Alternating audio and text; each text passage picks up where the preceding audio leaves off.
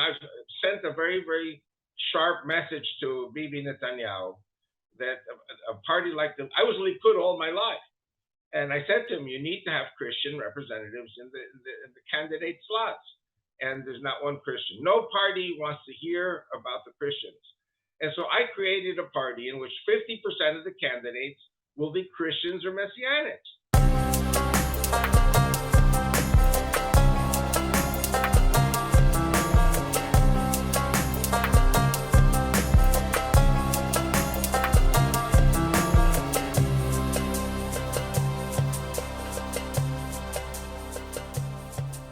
Well, welcome to the podcast today. My name is Jeff, and it's great to have you with us.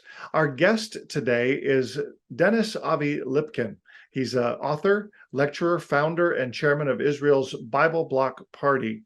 And Avi moved to Israel in 1968. He completed his BA at the Hebrew University of Jerusalem in Sovietology. And for 30 years, he served in different capacities in the IDF's reserves, artillery, and spokesman's office. Also served 2 years in the Prime Minister's office as senior editor and translator. Avi studied at the Masorti Movements Seminary. For the last 32 years, he has spoken in U.S. and other worldwide churches and synagogues about the Middle East, emphasizing Bible and Islamic studies. Avi has written several books. Among them is Fanatic Islam, a Global Threat, and Christian Revival for Israel's Survival. That's a catchy one. He is also the founder and leader of the Judeo-Christian Bible Bloc in the Israeli Knesset elections. And Avi, that is quite an introduction, but welcome to the podcast. It's great to have you with us. Thank you. Well, we want to start by just getting to know you a little bit. We've had your son, Aaron, on here before, but tell us a little bit about yourself. What's your background story, and how did you come to live in Israel? Okay, well, firstly, I know it may be a little boring for the uninitiated, but my grandparents came from Poland and Russia, or rather Ukraine, which was Russia at that time. And they emigrated about 100 years ago to Argentina. So my parents grew up speaking Spanish in Argentina. And then in 1947, they moved to New York. I was born in January 49, a year later. And so English and Spanish are my automatic mother tongues.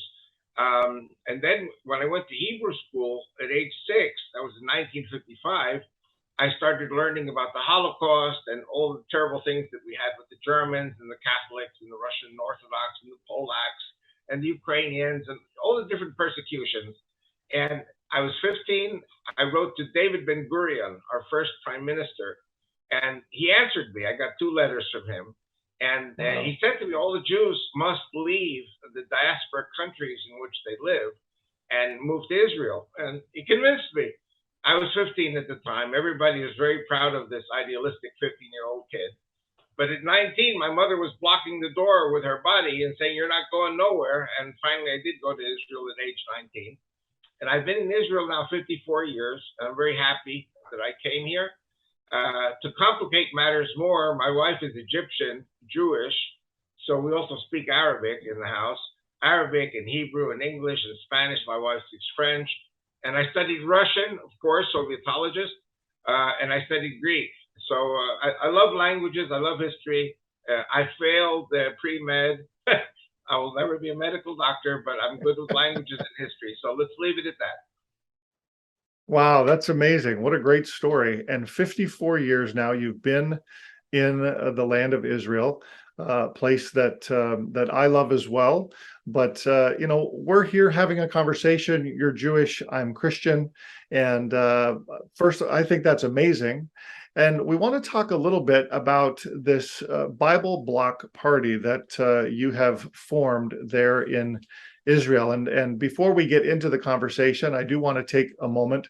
We're a charitable organization here in Canada, so we have to be very careful about these political conversations. And so if you're watching, you're listening, we're in no way endorsing one political party over another. We are bringing this so that you can have good information and learn more about the Bloc Party. But we do want to know, we're very intrigued by this, and I want to find out from you, what is it that led you to found the Bible Bloc Party in the Knesset?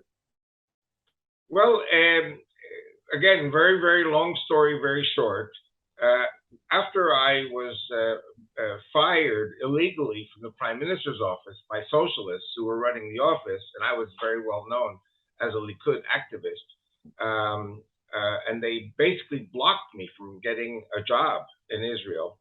And I had a pen pal, a Christian lady friend in Texas, and she said to me, y'all come to Texas. So I went to Texas in November of 1990, and I went to her church. I was 41 years old. I had never attended an evangelical service. I was at the famous churches in Israel, which are more like museums, Church of the Holy Sepulchre and Church of the Nativity. But, to go to an evangelical church was a real trip. This church in New Braunfels, Texas, had white people, black people, Native Americans, and Tex-Mex. And they were all holding hands and their hands up in the air and praising the Lord. And all of a sudden, everybody was falling to the ground. And then they were getting covered up with towels. I didn't understand. I thought there was some plague or something. And then after 5-10 minutes, miraculously, everybody starts getting up again. And I told this to the Baptist churches, they go nuts. You see, I'm a Jew, so I go to Baptist churches and evangelical churches and Catholic churches. I go wherever I'm invited. But when the pastor got up to speak, he spoke about Israel, and everybody started crying, tears of love and tears of repentance for the Jewish state. And everybody was embracing me and hugging me and everything. I was taught in my childhood in New York that all Christians are bad and that there would be a Holocaust in America one day, which actually is unfortunately going to come true very soon, I think. There's going to be a Holocaust in America. And it's also one of the reasons why we must have a Judeo-Christian party in the Knesset to represent all the Jews and all the Christians who agree about Western civilization and democracy. This is a very, very new idea. And since November 1990, I've been in over 1,000 churches. I've been in at least 100, 200 synagogues. I've been on hundreds of radio and TV shows. And what I began to notice is that in our political system, we have something called proportional representation. In other words, if the Muslims are 20%, they should have at least 10, 15 members of Knesset. The Druze are much less. They have 5 members of Knesset. And the Christians in Israel, who are about 7%, do not have even one. Now, it seems you're Canadian, right? Now, The American Revolution against the Brits was about no taxation without representation. And one of the problems we have here in Israel is that the Christians have no representation. They work, they pay taxes, they vote, they're married to us in intermarriages. And there's no Christian in the Knesset. And I saw this, 25 years ago, and I said something is very skewed, something doesn't make sense. So I started studying the situation, and I saw that 2% of the population is Arabic-speaking Christian. The threshold is 3.5%. But then the Russians came, the Russian speakers, which includes Ukrainians and Belarus and Kazakhstan, as well as Russia. And 400,000 of these people are not Jewish according to the rabbinate. So you have 100,000 Arab Christians, 400,000 Russian-speaking Christians. Now we have received 150,000 Ethiopians, some of which are Christians. And there's no representation for even one Christian. And I've sent a very, very sharp message to Bibi Netanyahu that a party like this, I was Likud all my life. And I said to him, you need to have Christian representatives in the candidate slots. And there's not one Christian. No party wants to hear about the Christians. And so I created a party in which 50% of the candidates will be Christians or Messianics. And it's a very tough slogging it out in the trenches, let me tell you. Because Avi Lipkin has been preaching 32 years in churches, but the hatred of the Jews and the Christians has been going on for 2,000 years. So who do I think I am? that I can fix it in 32 years. Maybe I will die tomorrow. Maybe my sons, my grandkids, maybe 10 generations from now, Jews and Christians will overcome this hatred. You know, Christians are right to hate the Jews, and Jews are right to hate the Christians. But you know, there's a saying: you may be right, but you might be dead right. And Israel is facing a war of survival, and it's very important for Jews and Christians to unite. And one of the things I've noticed, again, I've been in 1,000 churches, so I learned about the Christian world. 95% of the Christians are not pro-Israel, because the Catholics are 1.2 billion. They're not pro-Israel. They follow the army of the Vatican. The Russian Orthodox and Orthodox churches in general, about 300 million, and they still say that the Jews killed Christ. I mean, even the Catholic Church got over that. So, but the Orthodox churches still say, so that's 1.5 billion. That's already 75% of Christianity. Then you have the mainline state churches like the Anglican and the Lutheran. They're also anti-Israel. Then you're left with maybe, 200,000 Baptists and evangelicals, which is 10%. But half of them are replacement theology. So what are we left with? We're left with 5%. But 5% of Christianity is 100 million people. And my contention is that it would behoove us to develop relations with whomever. And it's so much easier for the rabbis and for the political leaders in the best case scenario, just not to see the Christians. Christians are invisible. Or to hate the Christians, say, oh, they hated us for 2,000 years. We're going to hate them right back. That's just stupid, and it's nonsense. And listen, I'm 73. I almost died 10 times already. Traffic accidents, army service, all kinds of stuff. God could take me at any moment, but I swore an oath to God that as long as I'm breathing, I'm going to lead this party. I created it. It took me 11 years. I had to pay the lawyers $100,000. The party was created. Wow. Now the party is forever. And we're getting ready for the next elections on November 1st. And it's not an easy thing. And we have no budget.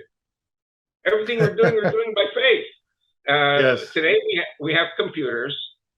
We have Facebook. We have Twitter. We have YouTube. There's so many things you can do on the computer. And basically, I'm alone with we have 500 supporters, not money-wise, because my people are poor. But everybody's speaking to different, groups. The 10,000 Messianics, I think, are what we could call the vanguard of getting votes, because of many of them are English speakers, and we can get them to join. But we are trying to reach out to the 400,000 Russian speakers. Soon we are going to have an Ethiopian team. This is a crazy country. You have to campaign in 5 languages. You have to campaign in Hebrew, Arabic, English, Russian, and Amharic, Ethiopian. Right. And we're doing it. So our results have not been good in the first 4 elections. This is our 5th election, and I'm basically laying the network, for layer by layer of bricks until we build the building. Yeah. Now, you referred to the process of getting the party into existence. Right. 10 years, did you say? Yes. To create a political party, the 2 most difficult hurdles. Firstly, you have to pay the lawyers about $40,000, $50,000. In other words, you don't pay the lawyers. You pay the lawyers, and you pay the different government bills that have to be paid to get recognized, to get registered. Also, we needed over 100 signatures. It took me 11 years to find 100 people in this country who are Israeli citizens who believe that there should be a Judeo-Christian party in the Knesset. And we're the only ones. There's no other party out of 38 parties that has any Christian representatives. Wow. Well, that's quite a process. So tell us, what are some of the platforms of your party? Well, the first thing we were saying is that Jews and Christians should have a proportional representation in the Knesset. If no other party has Christian representatives, then we are dedicating 50% of our candidate slots to Christian and Messianic people, and the other 50% will be just regular Jews.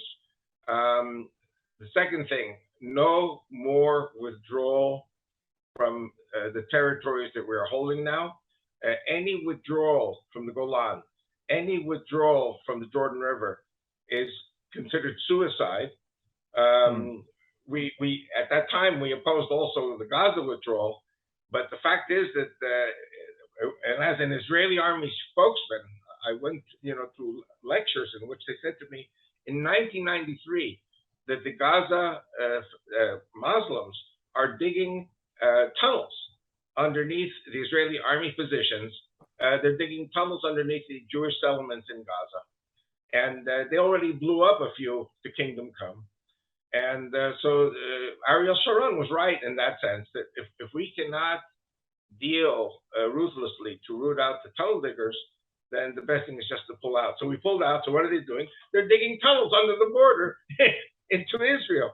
But that, is our sovereign right to block those tunnels from coming in to attack and kill us. But what we have left, Judea, Samaria, you've been to Israel, yes?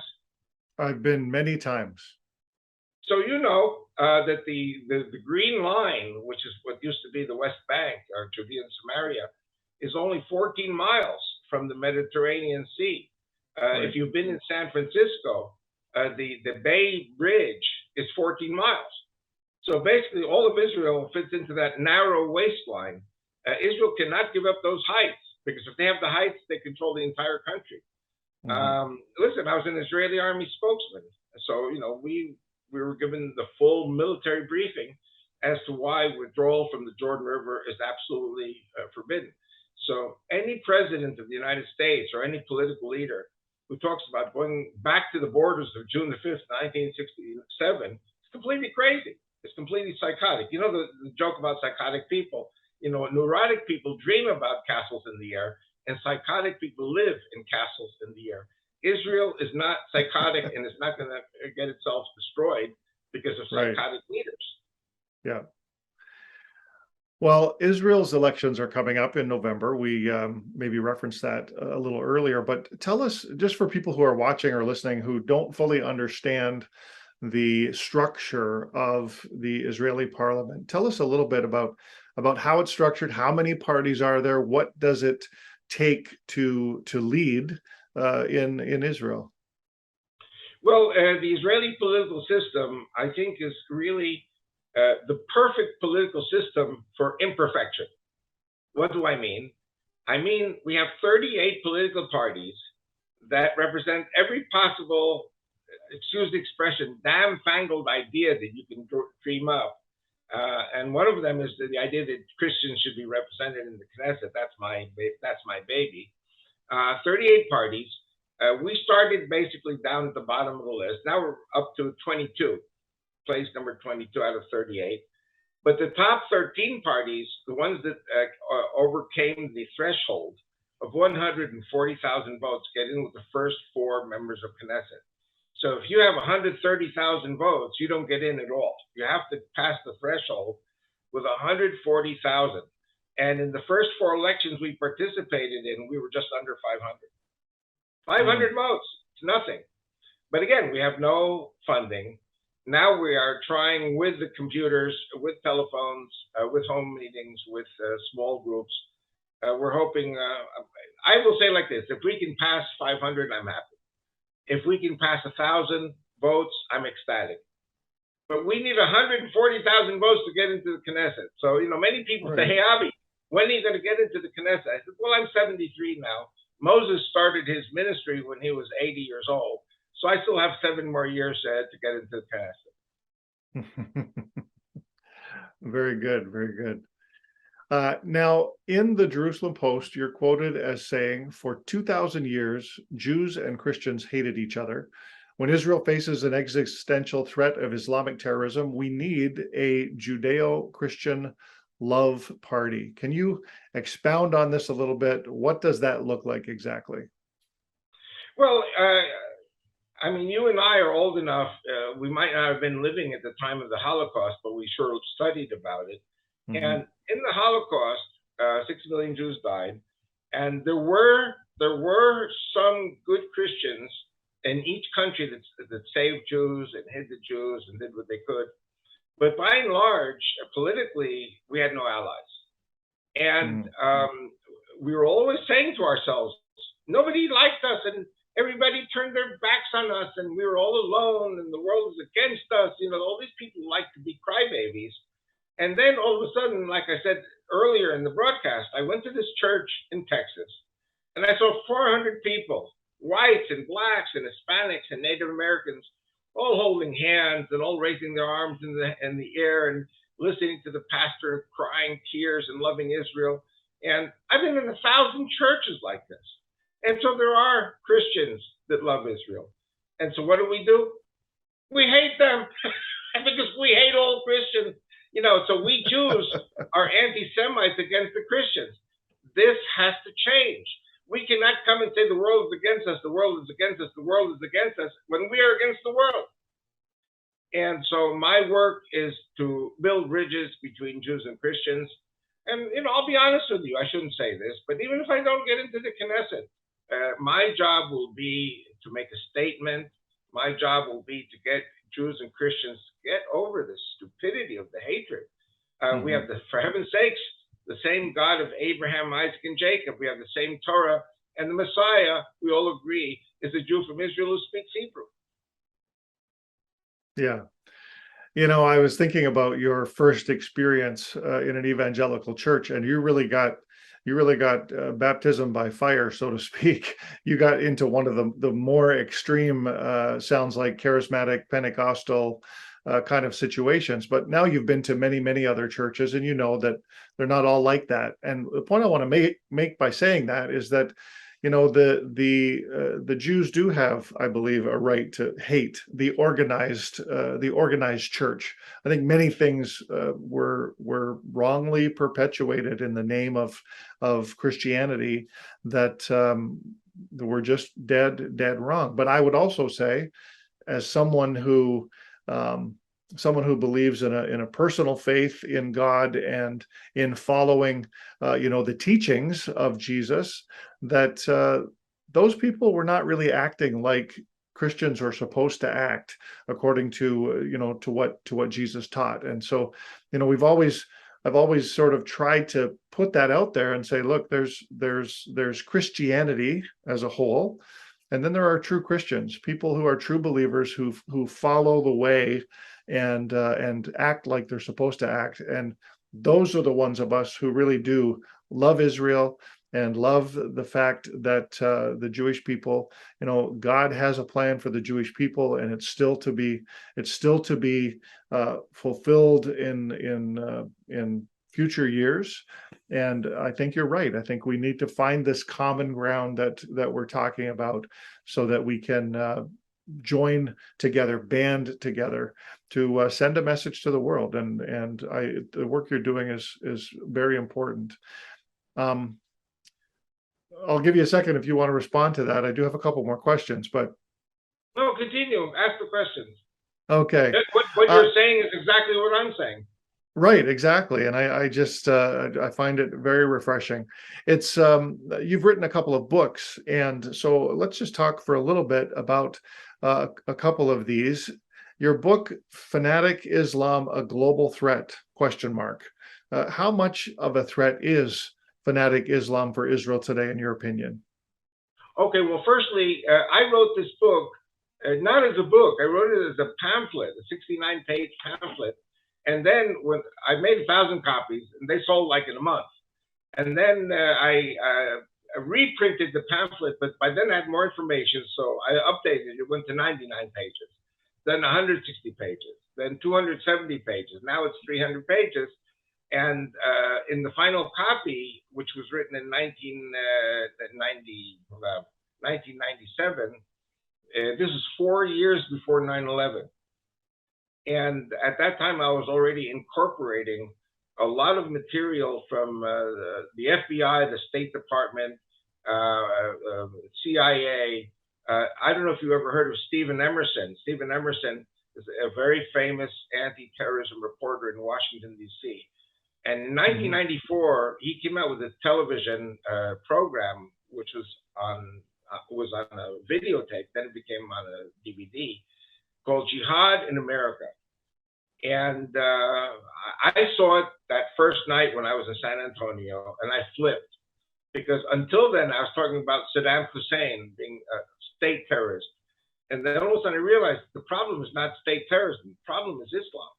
And the next day, I was in the church, and I said to the people as a public service announcement, I want to give you PBS, public broadcasting. I want to give you their 800 number, and call them and get Stephen Emerson's DVD, because this is, The next day, people came to me in the same church and said, we called the number. It has been removed from the shelves by PBS under orders from Clinton. And so what I did was I found a way to get copies of it and sell it myself. And it wasn't me. I mean, this is FBI, CIA, the State Department information about Islamic terrorism on American soil. And if you remember, 1993, February, was the first attack on the World Trade Center with a truck bomb. And basically, the people who were arrested were saying, if at first we don't succeed, we'll try again. And so I knew all along from the early 1990s that there at some stage would be an attack on the World Trade Center with planes. And I wrote this in my first book, Is Fanatic Islam a Global Threat? And people were attacking me and saying, oh, you're not politically correct and you're unfair and anti-Muslim. I said, listen, I'm not anti-Muslim. I love the Muslims. The problem is that the terrorists who represent a small minority, but they're Muslims. And then after it happened in New York City the second time with planes, everybody said, Avi's a prophet. Avi's a prophet. I said, I'm not a prophet. I just listened to my wife. Because my wife was an intelligence gatherer for the Israeli government, and she was giving me parallel information to what Stephen Emerson was saying. Okay. And so, there's something called ignorance, and there's something called stupidity. Ignorance is when you don't know something. A lot of people, they just don't know, but it's not their fault, because the media doesn't tell them. Stupidity is when you've got the truth, you've got the knowledge, and you don't let other people know. And that's, even today, the situation. Still, it's getting overcome now because of the horrors of ISIS and the horrors of the Arab Spring. Everybody was hoping the Arab Spring would bring democracy to the Middle East. There will never be democracy in Islam. The Saudis even came out and said, over our dead bodies, there will never be democracy in Saudi Arabia. Democracy is a Judeo-Christian value, Judeo-Christian virtue. And my political party is a Judeo-Christian Western Civilization and Democracy Party. So that was my first book. By the way, I self-printed 70,000 in English of that book. And the German publisher, Hensler Verlag in Stuttgart, they published another 9,000 copies.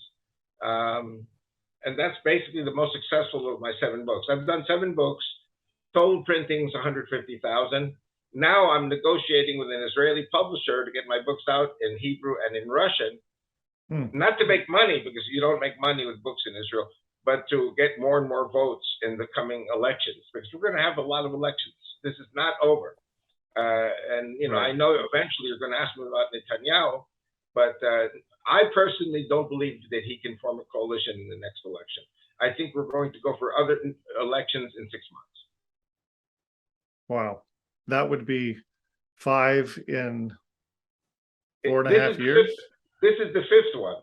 If we have another election in April, May, or June, that's going to be the 6th election in 4 years. Wow. And I'm doing all this without funds, without money. So let me just be a bit of a devil's advocate here, but doesn't that speak to a bit of a broken system? You mentioned, the perfect structure to be imperfect. Exactly. Yeah. Exactly. You're very correct. The system is we have 120 deputies, members of Knesset, 120, to form a coalition, because we have coalition politics.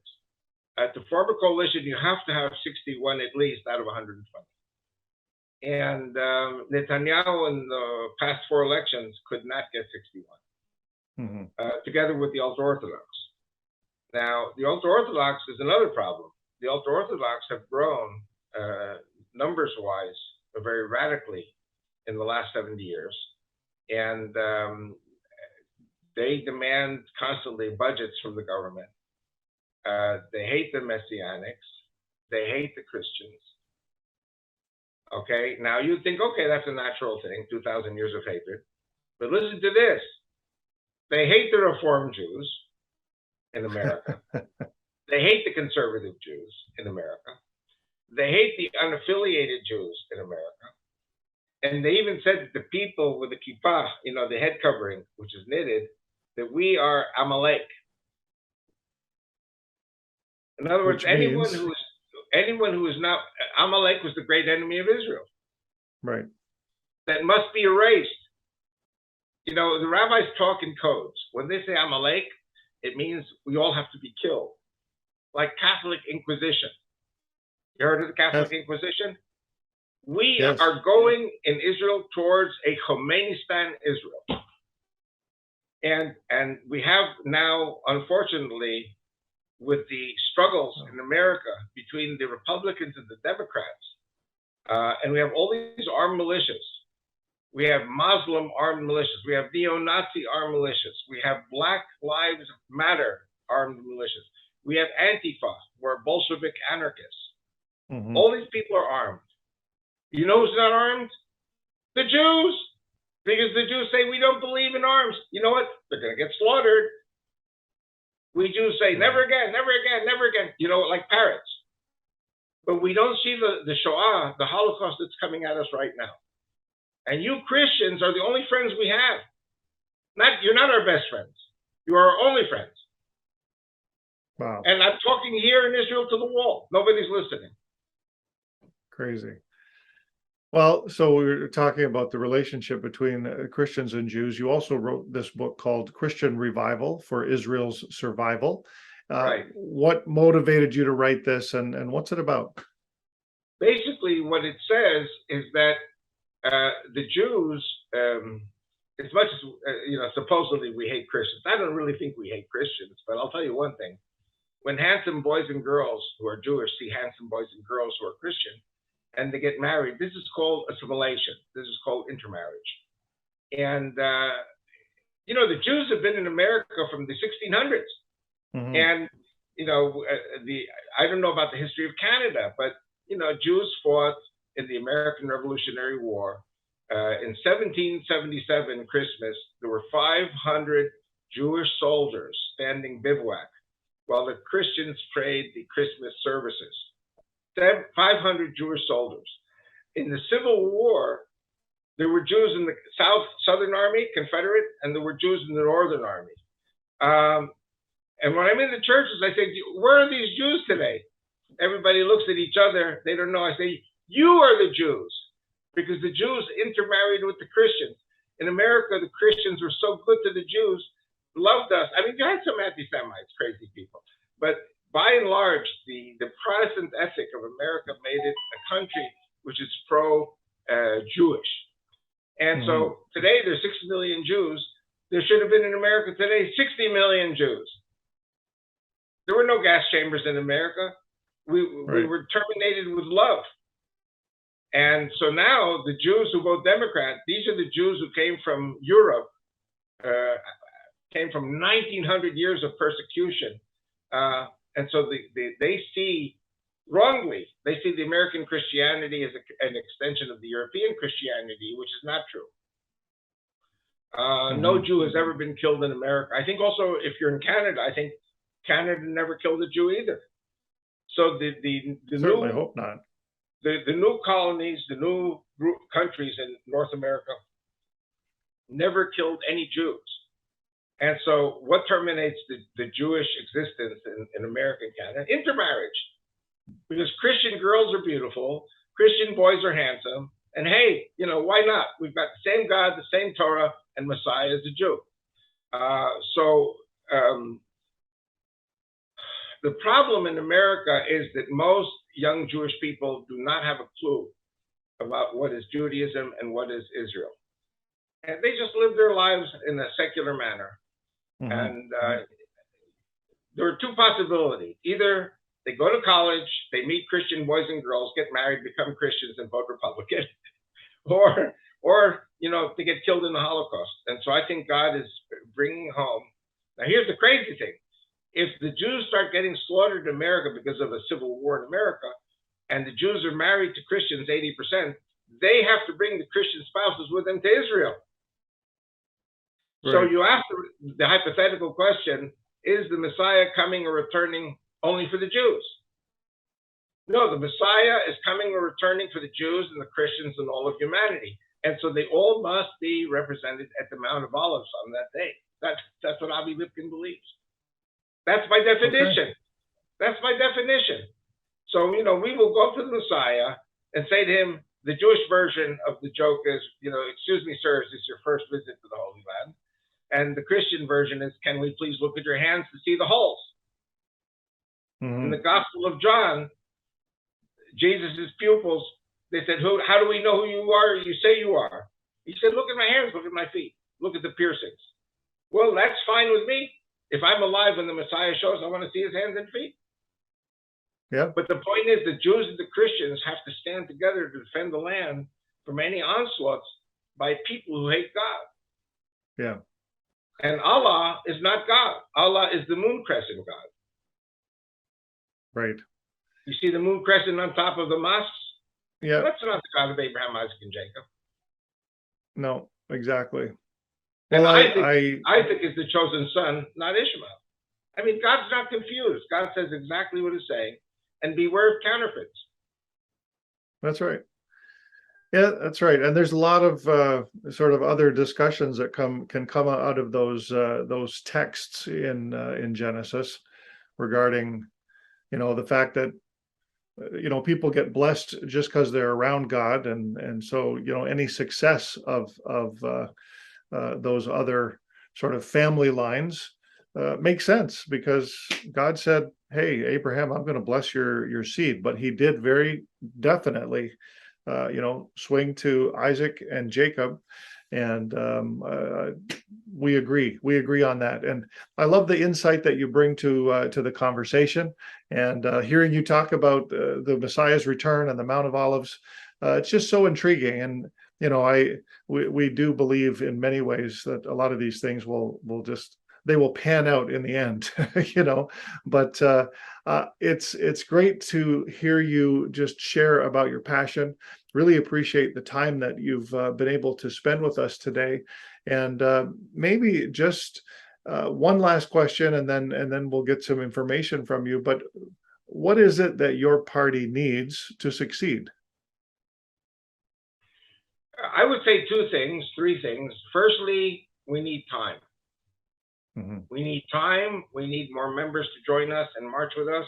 So if your viewers, if your listeners know people in Israel, have them campaign for us from the US, from Canada, from wherever, and get the people out to vote for the Gush Hatanakhi Bible Bloc Party. The letters are Yud Kuf, and then, of course, money. And one of the problems about money is we cannot receive money for the party from abroad. So the only way we can do it's a little convoluted. People, if you trust me, you have to make checks out to Dennis Avi Lipkin, deposit them in a Chase bank if you're in the United States, or mail it to Israel, to my post office box. I deposit the checks. I declare it as personal income. And then I pay 47% income tax to the US and to Israel. And then the net amount is mine, which means I invest it into party activity. Because, people promised us money and people are just not stepping forward. So my work is about 8 hours a day on the computer, doing YouTubes and doing a Facebook video interviews, telephones, meeting people. And let me just say that the 400, 500 people that voted for us in 4 elections, they know me now, and they know this is serious.